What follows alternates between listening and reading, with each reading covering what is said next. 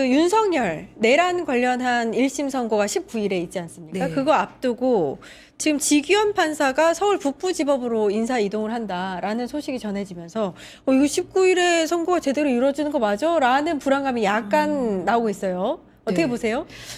일단 보니까 다들 걱정을 하는 게 왜 지규현 판사만 이렇게 그렇더라고요. 나가고, 유일하게. 예. 예.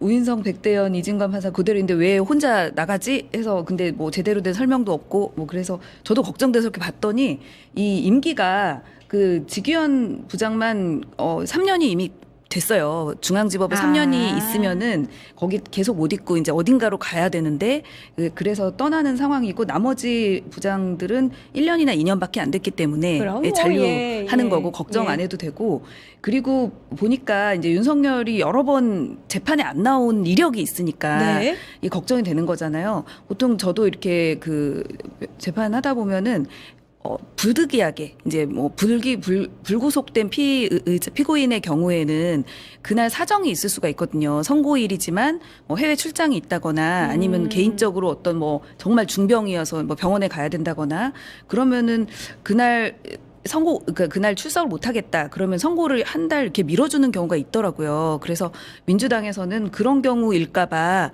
미리미리 이렇게 절대 안 된다. 뭐 그날 선고를 안 하면은 판사 바뀌면 또 공판갱신 되잖아요. 그거는 있을 수 없는 일이고. 그런데 봤더니 실제로 박근혜 전 대통령도 보이콧을 했어요. 1심 때 선고 때 안 나가겠다. 안 나왔군요. 네, 안 나갔고 이명박도 안 나왔습니다. 아, 그래요? 예, 그래도 그런 경우에 그냥 정당한 사유 없이 안 나오면 형사소송법에 걸석 재판할 수 있게 돼 있고 선고도 할 수 있습니다. 그래서 박근혜, 이명박도 1심 선고를 피고인 없이 선고를 했습니다. 그래서 민주당이 이런 얘기도 미리미리 하고 있는 거예요. 예, 그날 만에 하나 윤석열 또 팬티 또 난동을 부리면서 안 나온다 하더라도 선고는 문제 없이 할 수 있으니까 뭐 선고 미룰 생각 하지를 마라고. 네. 지규현이니까 좀 불안한 거죠. 만약 이렇게 그걸 또 절차적 정당성이라든지 억울하지 않게 나오시면 선고하겠다라고 미루면 안 되니까. 그래서 충분히 지금 증인들 얘기나 아니면 변호인단 얘기 다 드러나면서 마라톤 재판 했었잖아요. 그렇기 때문에 이제 19일 한 번 남은 거기 때문에 이때는 뭐 출석을 하든 안 하든 윤석열이 결국에는 판결해야 되는 거 맞고요. 그렇게 할 수밖에 없을 겁니다. 지금 23일 날 이제 가야 되거든요. 북부 지법으로. 그러면 마무리하고 가야죠. 만약에 마무리 안 하고 간다 그랬을 때는 이거 조희대 대법원장 살아나 있을 수 있겠습니까? 결국에는 희대에 이거는 조작이다 전략이다 하면서 엄청나게 이건 큰 사건이 되기 때문에 윤석열 구속 취소나 아니면 이재명 전 대통령의 그런 뭐 파기환송심 그거와는 비교 안 되게 더 큰 화를 불러일으키기 때문에 사법부가 절대 그런 일까지 만들지는 않을 거라고 믿고 싶고요. 그렇기 때문에 지금 계속해서 19일 날 결과 어떻게 나올지 사형이냐 무기징역이냐 이런 것들이 국민들의 관심이 있는 거잖아요. 그런데 보면은 지금 윤석열 변호인 측에서 계속해서 지금 뭐 변론에 대한 자료를 계속 제출하고 있어요. 8번을 냈대요. 예, 8번, 800쪽에 가는 거로 이게 쿠데타가 아니다. 그리고 이렇게 순진한 사람이 무슨 정권 침탈을 위해서 뭐 연장을 위해서 이런 거 했겠느냐 하면서 계속해서 여전히 변론을 하고 있는 거예요. 계속해서 지규현 판사 재판부에 이렇게 압력을 넣고 있는 건데 그런 거에 상관없이 올바른 판결을 할 거라고 지금은 믿어야 된다. 근데 북부 지법으로 빼는 이유 중에 하나는 저는 이런 생각도 했어요. 지금 지규현 판사가 공수처에 수사받고 있거든요.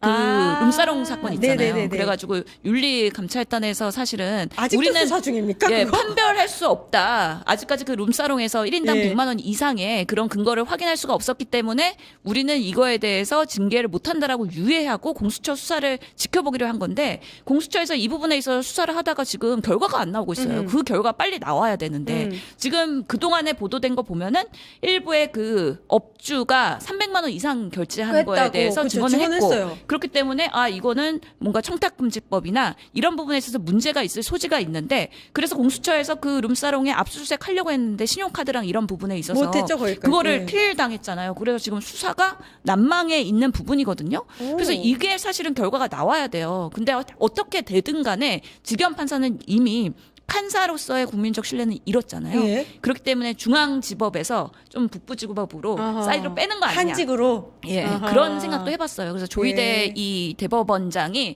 하여튼간에 본인이 신뢰하는 몇 면의 사람들을 보호하기 위해서인지 아니면은 국민들의 관심에서 조금 멀어지게 하기 위해서인 건지 잘 모르겠지만 하여튼 이제 계속해서 윤석열 재판, 김건희 재판 해야 되고 그다음에 2차 종합특검에서 계속 올라오는 기소건들이 있어갖고 이제 재판부가 엄청나게 중요한 사건들을 계속 판결을 해야 되는데 직위원이 또 나타나면 아니 이 사람 웬 말이야 이러면서 또 조희대가 공격받을 수가 있으니까 그런 부분에 있어서의 나름의 이렇게 전보에 영향을 미친 거 아닌가라고 한번 생각해봤습니다. 일단 19일에 굉장히 중요한 선고를 앞두고 우리가 재판부 이야기를 안 해볼 수가 없는데 김건희 1심 선고도 대부분 무죄.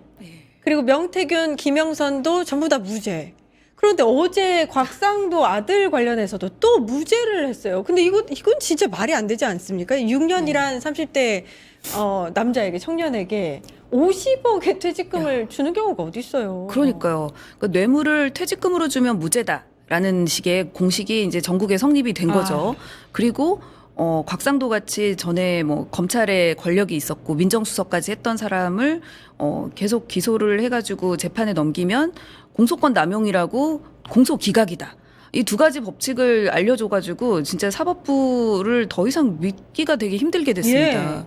그러니까요. 야, 이 곽상도 아들이 50억이라는 퇴직금을 받았을 때 그 50억이 굉장히 기이했던 게 곽상도가 50억 클럽에 속해 있었거든요. 그러니까요. 왜 하필 50억을 받은 거예요? 그러니까 뇌물 아니야? 이거랑 연관 지은 거잖아요. 예. 그러니까 아무리 훌륭한 수재고 천재고 날고 긴다 그래도 삼성에서 50억 퇴직금 받는 사람이 있습니까? 맞습니다. 대한민국에서 어떻게 이런 일이 있습니까? 정치인의 자녀였기 때문에 그것이 그렇게 됐을 거라고 모든 국민들이 다 알고 있는 사실을 사법부에서만 인정하지 않고 뇌물의 근거를 찾을 수 없다라고 하면서 아주 유연하게 이런 판결을 했다는 것 자체가 사법부의 신뢰를 다시 한번 흔들 수밖에 없는 말도 안 되는 처사라고 생각을 하고요. 아니 이러면 정말 나쁜 선례를 계속 만들면서 우리 정치인들 그럼 뭐 자녀들한테 다 뇌물 주세요 하고서는 근거만 안 남기면은 다들 본인이 안 먹고 자녀들한테 그렇게 상속세도 안 내고 이런 방식으로 남용될 수 있다라는 또 대한민국의 하나의 판례가 만들어지는 것 같아서 아니 공소권 남용으로 인해서 기각되는 건수가 대한민국에 몇 번이나 있겠습니까? 거의 없었습니다. 거의 예. 없다는 거예요. 그렇기 때문에 이거는 정말 전례 없는 사법부의 난이다라고 생각이 예. 들어서 다시 한번 사법 개혁의 필요성을 깨닫게 하는 하나의 또 단초가 되는 거 아니냐. 그래서 요즘에 보면은 윤석열 정권에 있었던 검찰이 그냥 허술하게 수사하고 그래서 증거 없음으로 재판부가 무죄 때리고 이것이 계속 반복되고 있는 게 김건희, 명태균 계속되고 있기 때문에 앞으로의 재판에 대해서도 우리가 매 눈으로 지켜봐야 된다라고 생각합니다. 예. 그러니까 곽상도가 어제 그러더라고요. 더할 나위 없이 만족한 결과였다라고 하면서 예. 그러니까 본인에 대한 50억 관련한 뇌물도 공소 기각으로 이제 아예 그냥 없어진 거잖아요. 그 자체가. 그렇죠. 근데 1심이다 보니까 이제 항소를 하게 되면은 그 공소권 남용이라는 게 사실은 말씀하신 대로 오히려 민주당 인사들 정치 탄압하고 터는데 더 많이 썼지 않습니까? 예. 그리고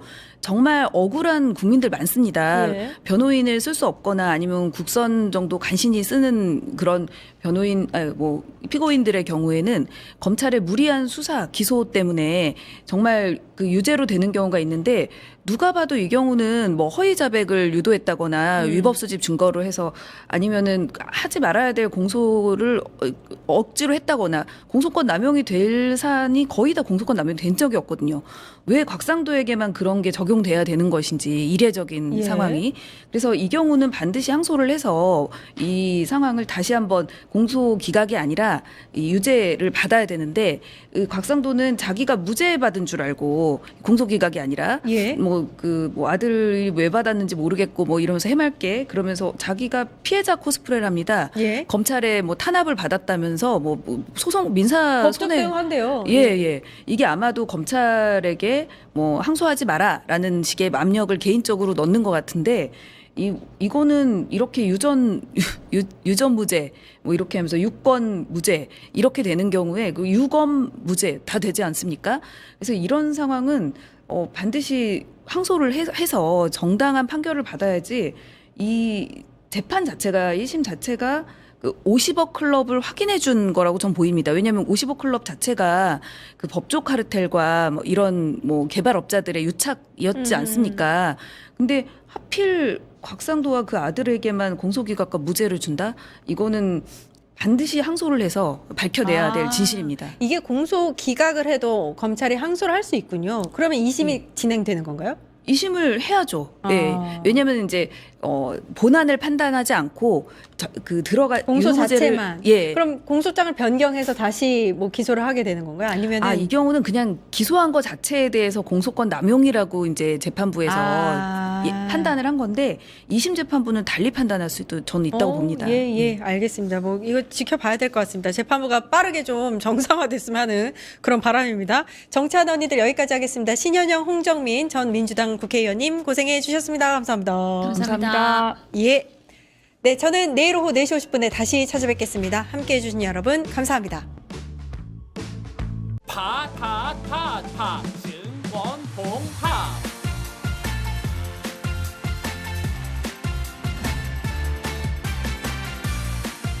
이제 저녁 8시 30분 퇴근 후 퀴즈 한판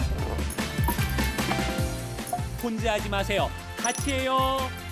매일 저녁 8시 30분 많은 참여 바랍니다.